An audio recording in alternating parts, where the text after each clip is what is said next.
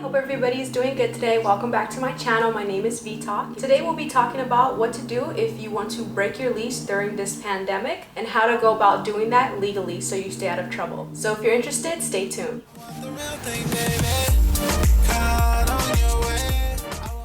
So let's just say you're a couple months into your lease, maybe you just started your lease, and with everything that's going on, it's unsure when you will get a job. Even though they have given you the option to repay your rent within a 12-month period, maybe that doesn't work for you. Maybe you don't want to chance it and you'd rather just play it safe and move back in with family, friends. So the first thing you need to do is you need to notify your manager as soon as possible that you have been affected by COVID-19. Once you've notified your landlord that you can't pay the rent, the next thing you're going to want to do is notify them that you do intend to break your lease. You do intend to move out and you want to know how to go about it. Now they're going to come back to you and give you your options. As your property management company, they're going to most likely discourage you from moving out. They don't want you to leave because if you leave, now they have to flip a unit, and that's something that they don't want to do. They'd much rather you stay in there and you struggle to pay rent than them struggle to rent the unit. So you're going to have to be aggressive and firm about your rights. If you want to know what your rights are during this time, please watch my first 3 videos where I explain the temporary moratorium in Los Angeles, which can give you a little bit more detail on what you need going in. Now for the landlord, they're going to act like they're doing you a favor. They're going to act like they're working with you. Oh, you have this long to pay your rent. Don't worry, we're willing to work with you. We won't file for eviction. Stick to your guns. If you intend to move out, you've already looked at your books and decided that you can't afford it. Stick with that. Don't be convinced otherwise. Landlords will try to bring to your attention that they themselves are being hardship by you deciding to move out. Consider this, but at the same time, don't put too much weight into it, because do keep in mind, landlords, when they have vacancies that are just sitting around for months, that's a write-off for them. Every month they don't have somebody in that unit, they can write that off in their next year's taxes. So yes, it is a loss for them right now, but in the long run,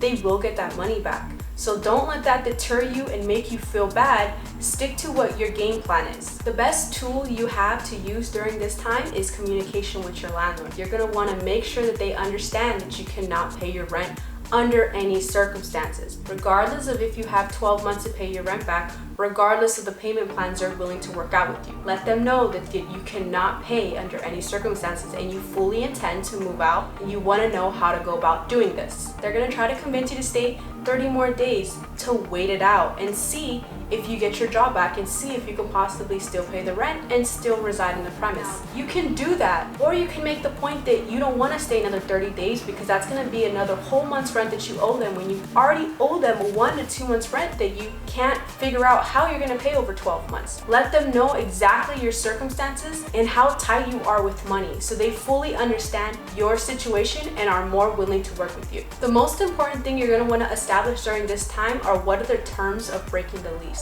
You're going to want to fully explain to them that you have no intention to pay back the full 12 months or whatever amount of months are left in your term contract. You're going to want to explain that first. That's the first point you're going to want to get across, is that you're breaking your lease and you have no intention and no means to pay the rest of your rent that you owe to them on the lease. The next thing you're going to want to explain is the coming up rent you're not going to be able to pay as well. So you're going to want to come to terms on how you're going to go about moving out without paying rent. They're going to give you 2 options. You can either pay rent over a 12-month period and move out and keep your security deposit. That's option number 1. Many landlords aren't going to want to go for this option because to them it doesn't make any sense. If you owe them money for them to issue you back your security deposit and then you turn around and pay them back money that you owe them over a 12-month period.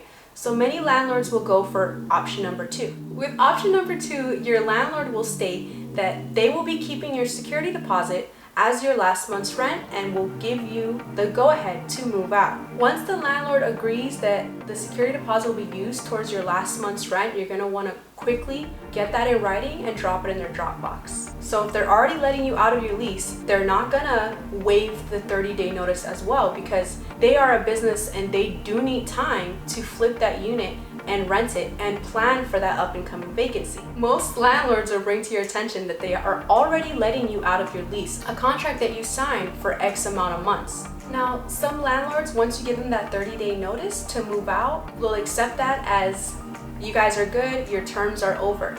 Other companies are a little bit more professional and will require you to sign some type of paperwork relinquishing your security deposit, because technically, even though they can take your security deposit as last month's rent, If it is clearly stated in the lease that they do not allow that, or if it's clearly stated in their company policy, they will want something in some type of writing, some type of contract that you sign, saying that those are the terms that you agree to and you cannot come after them after the fact for that security deposit or any type of monetary funds you feel like you're entitled to. These contracts that they might send to you to sign to close out the deal to make sure that the terms you guys agree to are official, take a look at these contracts, because most of the time these contracts are written up for their protection and they're using templates that they have within their company that are used for evictions that are settled out of court. So a lot of language will be in a manner to protect the landlord in instances where you want to go online and say bad things about the property management company. That's fine if they put that language in there, it's not a problem, but you're going to want to make sure that language goes both ways.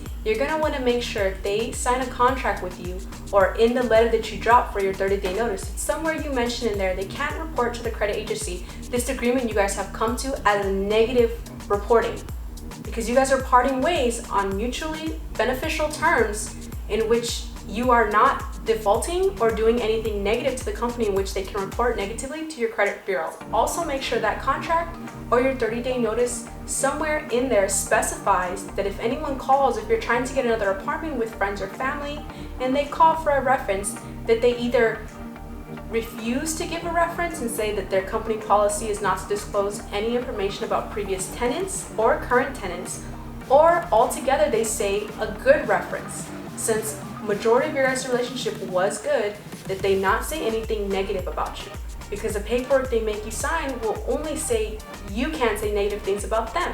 So just make sure it goes both ways as well. Now you're going to want to keep in mind when you move out of that apartment, you are still required to move out of the apartment and leave it with no damages.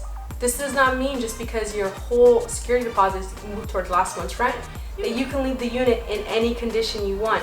That is not the case, because they can still decide to come after you for the cost of any repairs, damages, or unpaid rent.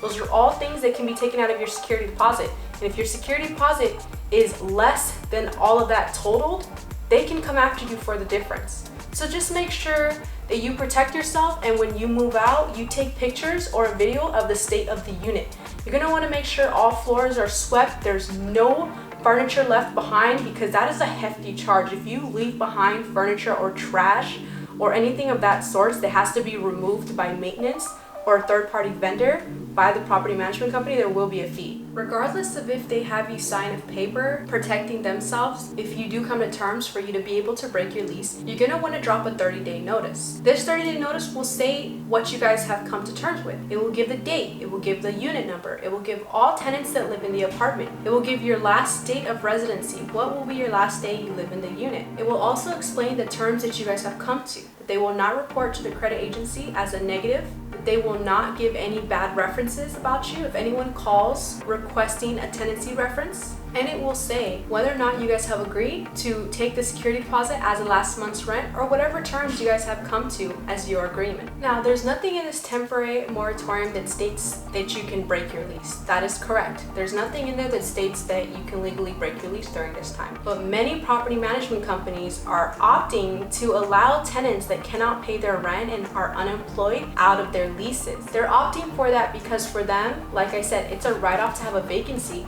versus have someone live in the unit that can't afford it and possibly will repay the rent back in 12 months. Because that means during that period, they will be having to pay the rent on your behalf. Negotiate with them, let them know that. Because some might be difficult, some might be like, no, we're not gonna let you out of your lease. But just explain that to them. Be like, I can stay here, that's true, I can stay here, but I don't know when I'm gonna get a job. I don't know when I'm gonna be able to repay you that rent. With that being said, I hope this information was helpful. I will be linking right here my first 3 videos if you wanna watch those. If it's your first time here, I hope you hit that subscribe button down below. I will be continuing this series as information comes out during this pandemic. I hope it is helpful. I hope during this time everybody stays safe and stays healthy and practices social distancing. With that being said, until next time, this is V Talk.